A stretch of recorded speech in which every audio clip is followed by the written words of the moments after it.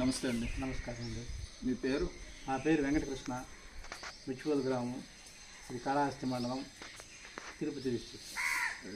ఇప్పుడు నిన్న పవన్ కళ్యాణ్ గారు వారాహి డిక్లరేషన్ అని ఈ తిరుపతి నుంచి ఒక డిక్లరేషన్ ఇచ్చారు. దాని మీద మీ మీ హెచ్పి అంటే మీ ఏమనుకుంటున్నారు దాని గురించి? నేను చాలా సంతోషిస్తున్నాను. పవన్ కళ్యాణ్ గారు ఇంత విధంగా ఆయన ఇంప్రూవ్ అవుతాడని నేను కూడా అనుకోలేదు. ఇప్పుడు నేను నిజంగానే ఆయనలో వివేకానందను చూస్తున్నా. వివేకానందనే చూస్తున్నా. నిజంగానే చెప్పాలంటే వివేకానందను చూస్తున్నా. వివేకానంద మనం పరమతాన్ని ద్వేషించుకుంటా మన మతాన్ని కాపాడటానికి ఆయన శాయశక్తిలో కృషి చేశారు మహానుభావుడు. ఇప్పుడు అదే కోవలో ఈయన ప్రయత్నం చేస్తున్నామంటే మనం వివేకానంద స్ఫూర్తితో ఈయన్ని మనం అనుసరించాల్సిన అవసరం ఇప్పుడు మన సమాజానికి కానీ మన హిందూ ధర్మానికి కానీ సనాతన ధర్మాన్ని రక్షించుకోవాలంటే ఇటువంటి వ్యక్తులతో ఎంతో మనము మన ధర్మం ఏ ధర్మం మీద ఎప్పుడు కూడా ఫైట్ చేయలే.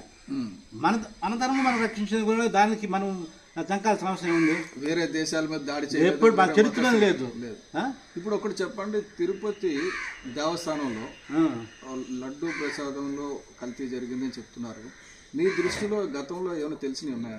గతంలో అంటే ఇప్పుడు మన ధర్మాన్ని నమ్మని వాళ్ళకే దాన్ని పగ్గాలు ఇచ్చినప్పుడు ఆ ధర్మాన్ని ఎట్లా కాపాడతారు వాళ్ళు?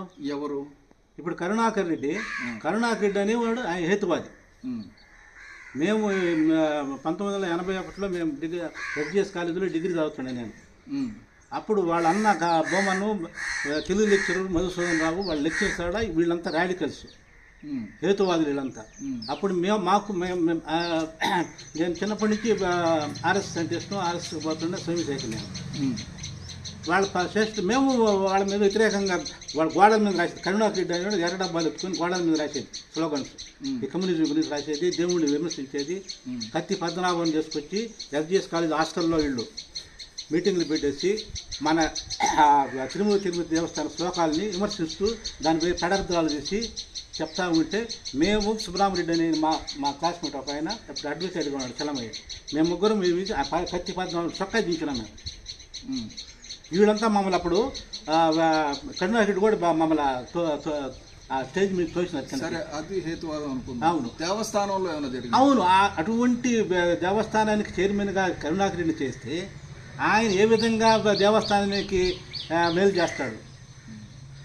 మీరు ఇదివరకు గతంలో ఆయన చేసిన అపచారాలు ఏమన్నా మీ దృష్టికి వచ్చినాయా గతంలో ఎప్పుడైనా? అవును, ఆయన అన్నాడు ఒకసారి అది రాయను ఏం కాదు, నేను తన్నా కూడా అది ఏం కాదు, రియాక్ట్ ఏం కాదు, అది నేను రాయిని నమ్మను అన్నవాడు. మరి నిన్న హారతి పట్టుకొని వెలిగించి ఇప్పుడు దాన్ని మనం ఎట్లా నమ్మాలి? దాన్ని అంత డ్రామానే కదా, మేము కళ్ళతో చూసినాం. ఇదివరకు మీరు పివిఆర్కే ప్రసాద్. అవును, వాళ్ళంతా సుప్రభాతం జరిగేది తెల్లారుతున్నాయి 9 గంటలకంతా స్టూడెంట్స్ అంతా లైన్లో నిలబడుకుంటే సుప్రభాతం జరిగేది ఆ రోజుల్లో. ఆ టైంలో వీళ్ళంతా హేతువాదులంతా స్టాఫ్ రూమ్లో కూర్చొని సిగరెట్ తాగుతూ మన ఈ సుప్రభాతం యొక్క శ్లోకాల్ని విమర్శిస్తూ ఆడ నవ్వుకునేవాళ్ళు. మేము దాన్ని అప్పుడు ఈవోగా ఉండాడు ప్రసాదరావు, పివిఆర్కే ప్రసాదరావు ఈవోగా పనిచేస్తున్నాడు. మేము స్టూడెంట్స్ ఒక 10 మంది పోయేసి కంప్లైంట్ ఇచ్చాం. సార్ ఈ మార్గం మన ధార్మిక సంస్థలు పనిచేస్తూ మన దేవుళ్ళ డబ్బులు తింటూ వాళ్ళు మన మతానికి వ్యతిరేకంగా పనిచేస్తున్నారు సార్ అంటే, నేను రేపు వచ్చి వాళ్ళని చూస్తాను, హ్యాండ్ పట్టుకున్నాను, మీరు 9. ఎప్పుడు అది? 1981. సో 81లో వీళ్ళంతా హేతువాది ఉన్నారు. అవును, వాడికి పగ్గాలు అప్పచెప్పడం అంటే ఈ రాజశేఖర రెడ్డి మొట్టమొదట దేవస్థానానికి అన్యాయం చేసిన ఎవరంటే రాజశేఖర రెడ్డి. ఒక హేతువాదిని తీసుకుపోయి చైర్మన్ చేయటం అనేది చిన్న అపచారం కాదు, దైవాపచారం. ఆయన మతాన్ని ఇప్పుడు ఆయన క్రిస్టియన్ కదా. అవును, ఆయన మత వ్యాప్తి గురించి అని చెప్పి అవును, ఆయన మతాన్ని ఆయన ప్రచారం చేసుకోవాలా. చీఫ్ మినిస్టర్ అయినంత మాత్రాన మన మతం మీద ఆయన అధికారం ఎందుకు ఇవ్వాలి? మనము మన మతం మీద విలువ లేనప్పుడు, మన మతం అంటే నమ్మకం లేనప్పుడు అతనికి చీఫ్ మినిస్టర్ అయినా కూడా ఆయనకి ఎందుకు? ఇన్నాళ్ళు ప్రజలు ఏమనుకునేవారంటే చాలామంది ఆర్ఎస్ఎస్ అంటే హిందుత్వం, అవును, సెక్యులర్ కాదు, మన సెక్యులర్ కంట్రీ, వీళ్ళు కరెక్ట్ కాదు అనేది అనుకున్నారు. కానీ నిన్న పవన్ కళ్యాణ్ గారు ఆర్ఎస్ఎస్ చెప్పిందే పవన్ కళ్యాణ్ గారు చెప్పాడంటే మాకు భూమ్స్ వస్తాడండి. అది అందు గురించి ఆయన కూడా ఏం చెప్పారు గతంలో ఇదివరకు ఎలాగైతే మీరు చెప్పినట్టు స్వామి వివేకానంద చెప్పాడు, చెప్పాడు ఏం చెప్పాడు మీటింగ్ లో చెప్పాడు, షికాగో మూల ఏం చెప్పినాడు, I'm proud to belong to Hindu religion which taught the world both tolerance and universal acceptance. Tolerance and universal acceptance. We believe not only in universal toleration but we accept all religions as true. అన్ని మతాలను ఆయన గౌరవిస్తామని చెప్పాడు. అదే ఇప్పుడు పవన్ కళ్యాణ్ చెప్తున్నాడు. వివేకానంద ఏమి చెప్పాడో పవన్ కళ్యాణ్ అదే చెప్తున్నాడు. మనం ఎందుకు పవన్ కళ్యాణ్ అడుగుజాడలా నడవకూడదు?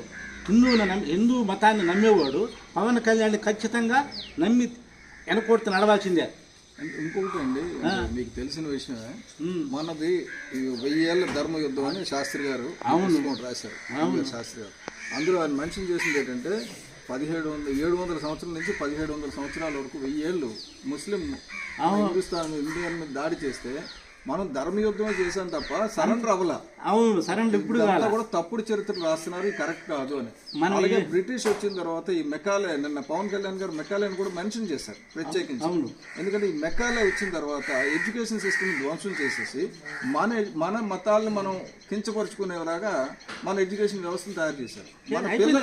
మన పిల్లలు ఏంటంటే మమ్మీ డాడీ సంస్కృతికి అలవాటు అయిపోయి అమ్మా నాన్న సంస్కృతి నుంచి దూరం అయిపోయి. అలాగే దేవుడు అన్నవాడు వాడేమో in the name of God అని చెప్పి అమెరికాలో చెప్తాడు, వాడేమో అడ్వాన్స్డ్. మనమేమో ఇక్కడ కూర్చొని మన దైవం గురించి మాట్లాడితే మనమేమో తప్పు. సో ఏమన్నా మన భగవద్గీతలో కూడా అన్ని మతాల గురించి విమర్శించాల. కృష్ణుడు ఏం చెప్పినాడు, ఎవడు ఏ మార్గం ఎంచుకున్నా నాకే చేస్తాడు అన్నాడు. అవును అవును, ఎవరిని విమర్శించారు భగవద్గీతలో కూడా, ఎవరిని ఏ మతాన్ని విమర్శించాలి ఆయన. ఇంకోటి దారులు ఎన్నైనా కూడా ఆ దారులన్నీ కలిసేది ఎక్కడనేది ఇదే. అల్టిమేట్ గా పవన్ కళ్యాణ్ గారు చెప్పింది ప్రపంచానికి అమోఘయోగ్యమైన మాటలు చెప్తున్నాడు ఆయన. కాదు, సనాతన ధర్మమే మార్గం ప్రపంచానికి, వేరేదేం లేదు. రెండోది, నేను తిరుపతి ప్రతి మలుపులో చూసేది చిన్నప్పటి నుంచి 2 శ్లోకాలు, ధర్మం రక్షిత రక్షిత, వృక్షో రక్షిత రక్షిత. ఈ రోజు వరకు నేను చూసేది ఏంటంటే అసలు నిజంగా ప్రపంచంలో అన్ని సమస్యలకి ఈ 2 కారణం. ఈ 2 సరి చేసుకుని చాలు. ప్రపంచం మొత్తం మీద ధర్మాన్ని సరిగ్గా ఉంటే యుద్ధాలు జరగవు. వృక్షాలు సరిగ్గా పెంచుకుంటే విదేశాల నుంచి తెచ్చుకోకుండా మన దేశం వస్తే, ఏ దేశం ఇస్తున్న వృక్షాలు ఆ దేశంలో పెరిగితే ఆ దేశానికి మంచి జరుగుతుంది, వాతావరణం బాగుంటుంది, వర్షాలు పడతాయి. సో మనకి మంచి జరగాలంటే సనాతన ధర్మంలోనే ఉంది, ఎక్కడా లేదు. వాడెవడో వైరస్ అన్నాడు కదా, నేను వైరస్ కాదు వ్యాక్సిన్ అంటాను. సనాతన ధర్మం is not a virus, it is a vaccine. ఇది అది తిరుపతిలో దొరుకుతుంది, ఎందుకంటే మెట్ల మీద రాసి ఉంటుంది, ప్రతి కొండ మలుపులో రాసి ఉంటుంది. కాబట్టి సనాతన మనం ఎక్కుతున్నామండి, తిరుపతికి ఎక్కుతున్నాము. ఎక్కడే అన్ని మతాలను విమర్శిస్తున్నట్టు ఏమైనా ఫ్లవర్స్ ఉన్నాయా? ఎక్కడ ఉండదు. అది మన ధర్మం కాదు కదా. ధర్మం కాదు కదా. మన ధర్మం ఏం చెప్తుంది, సర్వే జనం సుఖినో భవంతు. అంటే హిందువులే కాదు, అవును, ఎక్కడ ప్రపంచంలో వ్యాప్తంగా ఎవరున్నా కూడా వాళ్ళు సుఖంగా ఉండాలనే కోరుకుంటున్నారు. విశ్వేంద్ర శర్మ గారు శ్లోకంతో ప్రారంభించారు కదా, అంటే మనం విశ్వమానవ మనుషులే కాదు పశుపక్షులు నచ్చినోడు పూజిస్తున్నాడు, ఇంకో రాయిని పూజిస్తున్నాడు, పోతున్నాడు. దానివల్ల నష్టం ఎవరికి జరగదు కదా. జరగదు. కానీ ఒక్కటి జరిగిందండి, పవన్ కళ్యాణ్ గారు లాగా ఎవరు వచ్చి నిలబడకపోవడం వల్ల ఏంటంటే హిందూ మతానికి విపరీతమైన నష్టం జరిగింది. ముఖ్యంగా మన సంస్కృతికి, మన కళలకి, అన్నిటికీ కూడా నష్టం జరిగింది. అసలు ఒక గోవు సరిగ్గా, ఒక ఆవుని కానీ సరిగ్గా సంరక్షించుకొని పెట్టుకుంటే మీకు క్యాన్సర్ నిరోధకం, అన్ని ఒక ఆవు. అంటే వాళ్ళు ఏం చేశారు, వ్యవసాయం 20 ఎకరాలు వ్యవసాయం చేయొచ్చని వచ్చింది. నెక్స్ట్ అలాగే ఇదివరకు హరిద్వార్లో ఉన్నప్పుడు పవన్ కళ్యాణ్ గారు కూడా ఒక మాట అన్నారు. ఏమన్నంటే ఆయన, మనం విదేశీ మతాలకి మన మతానికి తేడా ఏంటంటే మన మతంలో ఆత్మ ఉంటుంది, సోల్ ఉంటుంది, మిగతా మతాల్లో ఉండదు. మనం పంచభూతాలని దేవతల కింద పూజిస్తాం, వాళ్ళు వస్తువుల కింద ట్రీట్ చేస్తారు. వాటర్ అంటే కమోడిటీ, మనకి నీరు అంటే దేవత, అగ్ని అంటే దేవత, అగ్ని అంటే దేవత, ప్రపంచమే లేదు కదా, గాలి అంటే దేవత. సో మన పంచభూతాలని మనం దేవతలు అనుకుంటాం, వాళ్ళు జస్ట్ ప్రోడక్ట్స్ అనుకుంటారు. ఇంతే తేడా.